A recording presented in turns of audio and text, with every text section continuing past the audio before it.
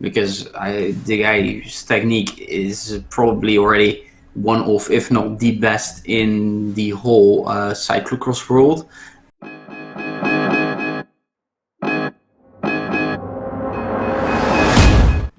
Hello everyone and welcome to the second episode of the Cyclocross Social podcast. Today we will be talking about the Superprestige in Gieten. I'm joined by Twan. Hello. And by Issam. Hey everybody. This weekend, Sunday, marks the start of the real cyclocross season with the Superprestige in Gieten. Of course, we had two Etias crosses, but these can be seen as a warm-up. Gieten, the Superprestige, traditionally the real opener of the European season, marks also a point where some new big names will join the racing. The Superprestige in Gieten always has an interesting parcours. Issam, tell us a bit more about the parcours. Yes, so Gieten is of course race which is around the lake with the sand, and it's also going through the woods. So it's a very short start-finish straight. Then you go straight into the fields. After a few turns, you go straight to the lake with the sand, which makes it a lot of technical parts, a lot of turns, twisty bits, a bridge. It's a complete cross in that sense, and very very technical, but also with some power stuff in it. So of course the weather always plays an important role. For the weather we have Twan. Twan, what does the weather look like this weekend? I looked at about 5 forecasts, and they all pretty much seem to agree it is going to be raining during the cross. They just don't really agree on how hard it is going to be raining, but it looks like those sand sections will be a bit thicker. Yes, definitely, because the sand, it always becomes easier, especially in Gieten. It's not really this soft sand like we know in Kokzijde. Issam, what type of riders do you think will come forward on this type of parcours? Well, I think you have to look to a rider that's a little bit complete in the sense of being very technical, but also having the power to go up those hills with the sand as well. So it will be a little bit the punchy guys with a little bit of technique that can go around in Gieten. Yeah, I think so as well. Because this year the parcours, it's almost an exact copy of what we saw last year. The only addition that I really could see on the map is that now they have this start-finish, which is tarmac, about 125 meters. And then there's 25 meters where you go into the grass, which was quite muddy the last couple of years. But then they have a long straight in the woods. But then this year, instead of going straight to the bridge and then passing the pit zone, they first take a loop into the sand. And I think that could be important at the start. What do you guys think? Yeah, definitely. That's gonna be, especially if you miss the start because of the short asphalt part. It's going to be single file most likely, or you have to dive bomb your way through the corners. It's going to be difficult in single file. So if you are not having a good start, you will lose out, and maybe even you will be struggling in the rest of the race. You'll probably have to be within the first 5-ish people going into the sand bit, because somehow some person that is going to make a little mistake and it really isn't at the level to be close there is going to be like in 6th or 7th position out of the start gate because of a good start, and they're going to make a mistake, and then you can already lose 10 seconds, and that can be your race over pretty much for the win.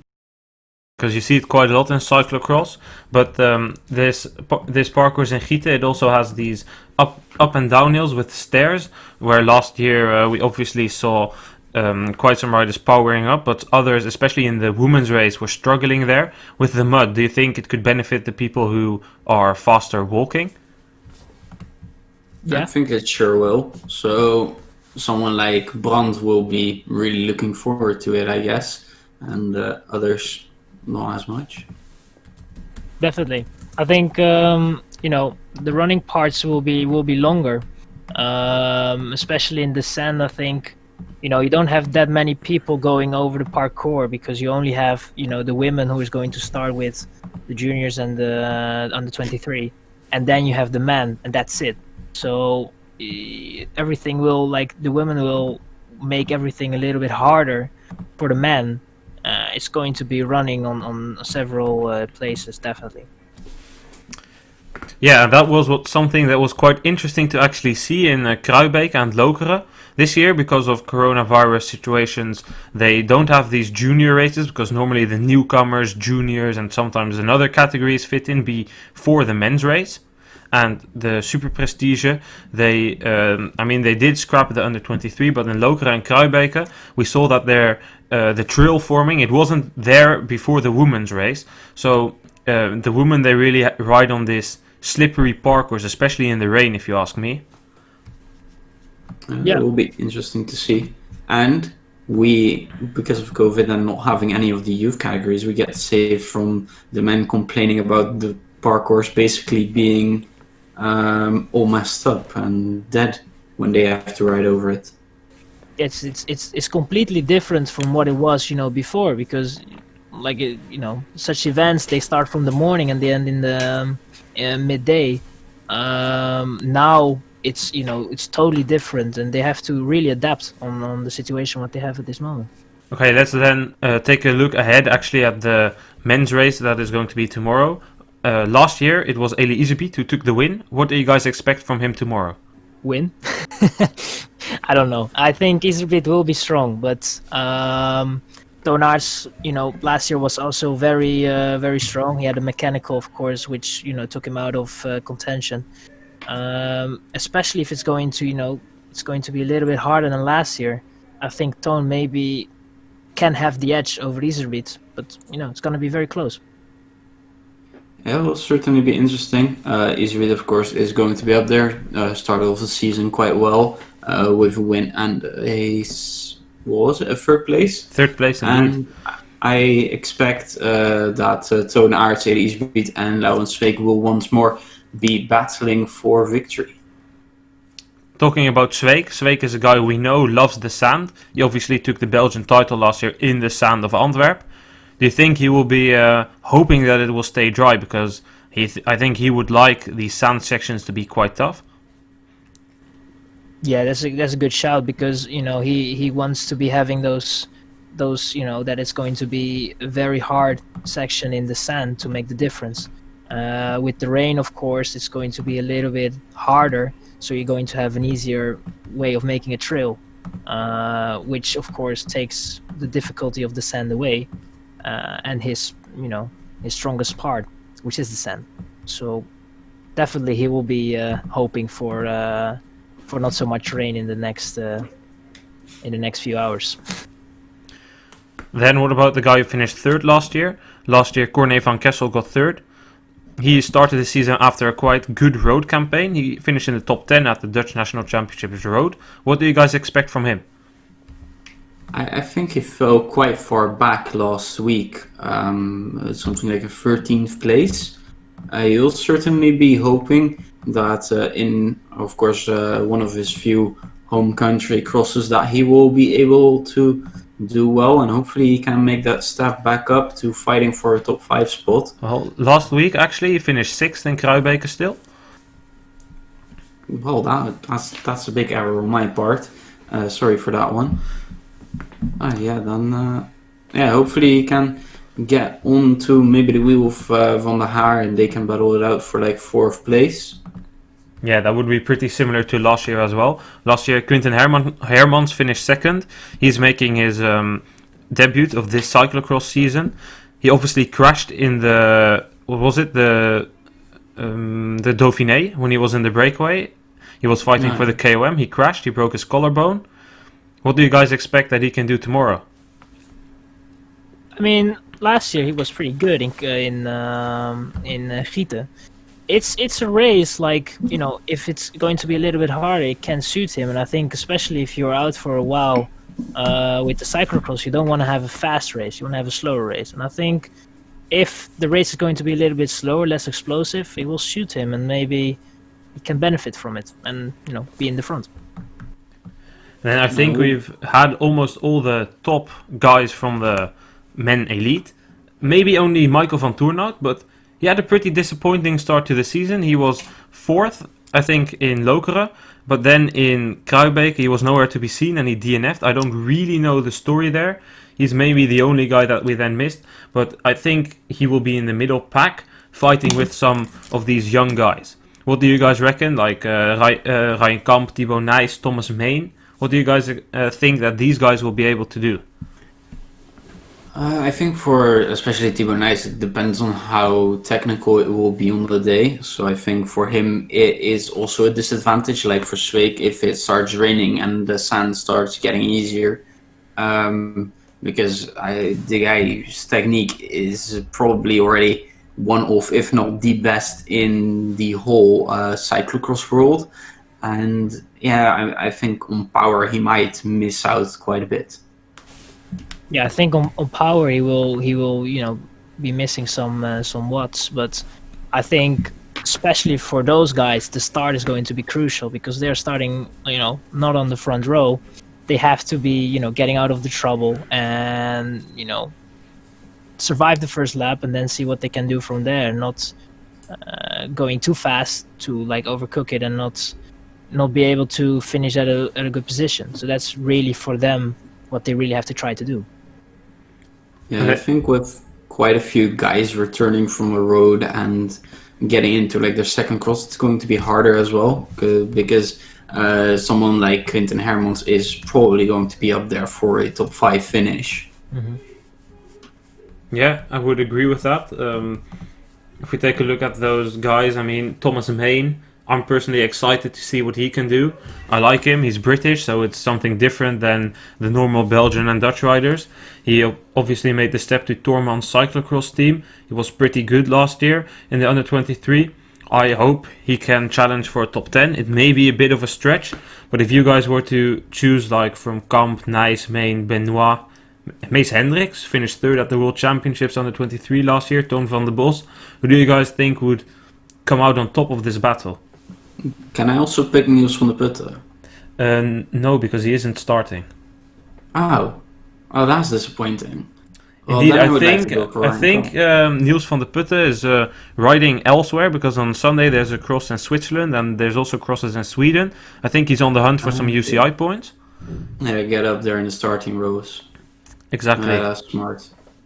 Well, my pick Okay. of these guys would probably be Thomas Main, but maybe I'm a bit biased towards him because I hope he does well. I think looking to the way it's going to shape up, instead, like weather-wise, I think Toon van der Bos can be a good shout. I mean, the guy looked very strong in the last 2 races.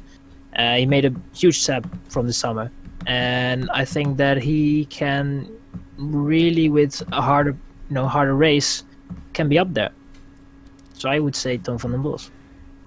Interesting. Okay, well then, we've discussed the men's race. Now, who do you guys think is going to take home the victory? I said my think- shout already. Yeah. I'm going to go with Toon Aerts. I just think he will benefit from having to power up the climbs here, and with a bit thicker sand, that will also help him a little against the likes of Iserbiet and Zweek. Yeah. I think the difference though with this race what's going to be is of course it's the first classified race. So you don't want to miss out on points. I think Iserbiet, when he had those issues in Kruijbeek, he gave up a little bit. I think now he won't, because you have this 1 point difference in Superprestige. You need to finish high up and you're going to fight for every point. So I think it's gonna be a little bit different than what we have seen in the ATS crosses so far. Yeah, well, if I was to pick somebody, I would indeed pick Toon Aerts as well. But I think the women's race will be much more exciting. Annemarie Worst is making her season debut after riding some things on the road and mountain bike. Celine Del Carmen Alvarado, she isn't here despite the fact that she is on the start list. She is riding the World Championships mountain bike under 23. Give me your thoughts on the women's race. A lot of people that can get this victory. I think Lucinda Brandt, of course, going to be the main favorite, and then around that you can put a lot of names. You can go from Jara Kastelein to even the winner of Lokeren with Aniek van Alphen. I think they all can be up there.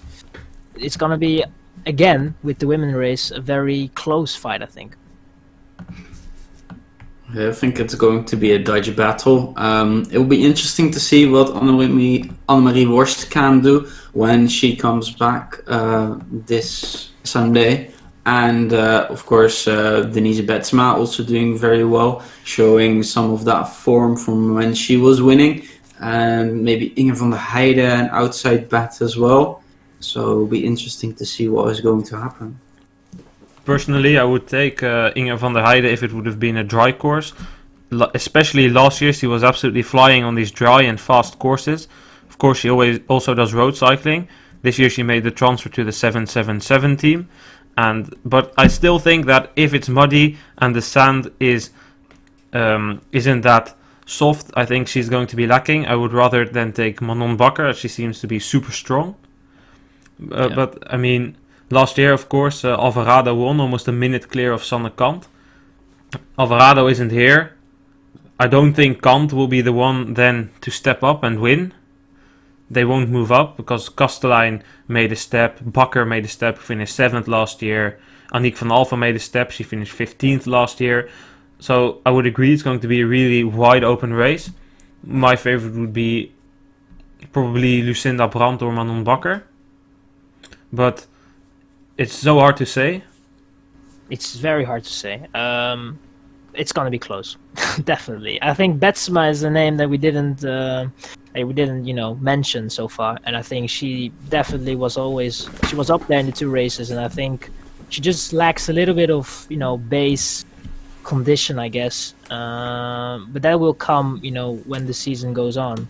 I think in the next few races she will be definitely up there with the best, and she's already there, but maybe like having a contention of really winning races. Yes, and I think that the more races she rides, the better she becomes, because also last year she lost quite a chunk of UCI points. She's starting on the 2nd row now. It's not ideal, especially here in Gieten. Really not much space to make up places in the first part of the lap. But I think that the further you come in the season, the further she moves up the starting grid, and therefore as well her results will improve. And don't forget, it's just October. There's a long way to go. And I mean, the same kind of goes for Shirin van Anrooy. She made the step to Telenet Baloise Lions. She hasn't had the best start to her season. A DNF in Kruijbeke after multiple crashes, she said on her Instagram, and an 8th place in Kruijbeke, in Lokeren. It isn't bad, but I think the expectations were maybe a bit too high. I don't know how you see that. After last year, some top 10 in World Cups, obviously becoming junior world champion. Did people expect too much from her, that she would be able to compete for the win now already? I think expecting people to win already at, is it 19? 19, yes. Yeah, that's a bit much. Of course, in women's cycling, it's a bit easier, but I would definitely still give her like a year and see how she develops this year. Hopefully, she can make that step and challenge for top 5s and top 10s even more consistently than she did last year. It's a wide, you have so many contenders for victory, so it's very hard to expect from somebody to win. I think she just needs, get some few races under her belt, and maybe in November, December she can be right up there. So she has a lot of time, and she's young, so it will come with time. Yeah, I think that as well. And then let's make some predictions before we end the episode. Who do you guys think will win the women's race? I think it's a safe bet to say Lucinda Brandt. I think it's in the Netherlands. She's a strong rider. I think Brandt would be a safe bet. Then I'm going to go with Annemarie Worst, hoping that she returns to the cross in very good form. Then I'm going to go with Manon Bakker. I think, like I already said earlier, this parcours suits her, especially if it is wet. Although, yeah, last year I was in Dubendorf, it was wet, and I thought she might have had a shot at the world title, but then lost to Ribeirol. But Ribeirol hasn't been too convincing, and Bakker made a step, so I'm going to stick to Manon Bakker. The race for the women's race, it starts at 4 p.m. Central European time, and the men's race starts at 5:15 strange times. But we also live in strange times, and these times are, of course, to avoid conflicts with the Giro d'Italia finishes, and Gent-Wevelgem is also this weekend. So they obviously want to avoid conflicting with those. If you want to know where you can watch these races, make sure to check out cyclocrosssocial.com/livestream. You can see the exact places where you can watch these races.